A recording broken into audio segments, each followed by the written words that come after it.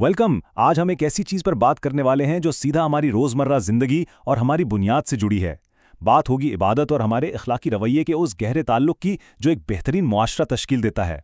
ये तज्जिया वाकई सोचने पर मजबूर कर देगा, तो बिना किसी ताखीर के शुरू करते हैं।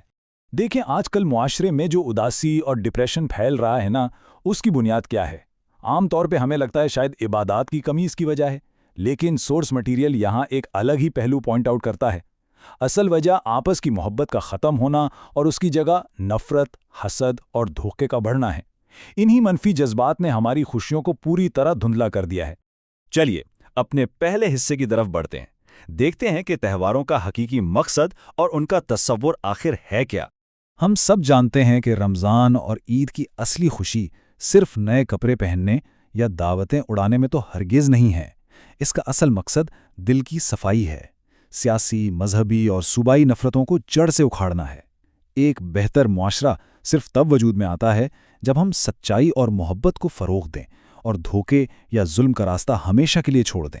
यहाँ सच्ची रूहानी खुशी और मुआशरे को तबाह करने वाली आदतों के दरमियान एक इंतहाई वाज़ेह फ़र्क सामने आता है।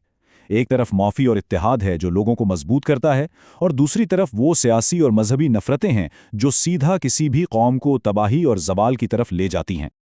अब आते हैं इस गुफ्तगू के सबसे दिलचस्प हिस्से की तरफ, 2 लाजमी पर्चे यानी 2 कंपल्सरी पेपर्स का तस्वर। ये एक ज़बरदस्त मिसाल है। इस तस्वर को ज़रा तवज्जो से सुनिए। इंसानी जिम्मेदारियों को 2 ऐसे लाजमी इम्तिहानों का मजमुआ कहा गया है जिनमें पास होना लाजमी है। एक हैं अल्लाह के हुकूक जो खालिस इबादत और नमाज के ज़रिए पूरे होते हैं, और दूसरे हैं बंदू के हुकूक जो समाज में अच्छे अखलाक, सच्चाई और इंसाफ से अदा होते हैं। सबसे अहम पॉइंट ये है कि ये दोनों पर्चे कंपल्सरी हैं। मतलब अगर कोई शख्स नमाज तो बेहतरीन पढ़ता है लेकिन लेन देन में धोखा देता है या झूठ बोलता है, तो उसकी वो बेहतरीन नमाज उस धोखे की कमी को पूरा नहीं कर सकती। दोनों इम्तिहानों में अलग अलग पास होना ज़रूरी है। यहाँ कोई शॉर्टकट नहीं चलता। इसे मज़ीद आसान अल्फाज में ऐसे समझते हैं, जिस तरह पानी पीने से जिस्म की भूख नहीं मिटती और सिर्फ खाना खाने से प्यास नहीं बुझती, बिल्कुल उसी तरह बेहतरीन अखलाक इबादत की जगह नहीं ले सकते, और सिर्फ इबादत करने से अखलाक का मुतबादिल पैदा नहीं किया जा सकता। तो नतीजा क्या निकला? नतीजा ये है कि नमाज ईमानदारी की जगह नहीं ले सकती और ईमानदारी नमाज की कमी पूरी नहीं कर सकती।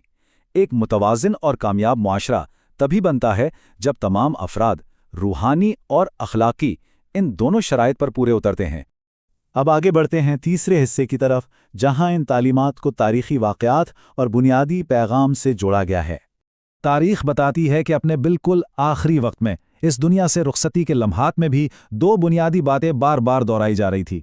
एक अस्सलात यानी नमाज को हरगिज़ न छोड़ना, और दूसरा मा मलकत ऐमानुकुम यानी अपने मातहतों, गरीबों और कमज़ोरों के साथ बेहतरीन और नरम सलूक करना। ये वाक़या इस हकीकत की एक मजबूत दलील है कि ज़िंदगी के आखिरी और अहम तरीन लम्हात में भी रूहानी इबादत और मुआशरती ज़िम्मेदारी दोनों को बराबर का वज़न दिया गया था। इन बुनियादों को किसी भी हाल में एक दूसरे से अलग नहीं किया जा सकता। हमारा चौथा हिस्सा सच्ची अक़ीदत और मोहब्बत के मेयार पर मबनी है। ये हिस्सा अक़ीदत के आम तस्वर को बिल्कुल बदल कर रख देता है। देखें, एक दफ़ा जब कुछ लोग अक़ीदत और मोहब्बत के जज्बे में वुज़ू का गिरा पानी अपने हाथों में जमा कर रहे थे, तो उन्हें रोका गया और वाज़े किया गया कि सच्ची अक़ीदत की दरअसल 3 अमली निशानियां हैं। हर हाल में सच्चाई, बग़ैर किसी धोखे के अमानतदारी और अपने पड़ोसियों के साथ अच्छा सलूक, चाहे वो मुस्लिम हो या गैर मुस्लिम। असल इंसानियत यही है। और यहाँ इस बात पर पूरा जोर दिया गया है कि एक ईमान वाला या सच्चे असूलों वाला इंसान कदम डगमगा सकता है, उससे और गलतियां भी हो सकती हैं, लेकिन वो बुनियादी तौर पर झूठा या धोखेबाज हरगिज़ नहीं हो सकता।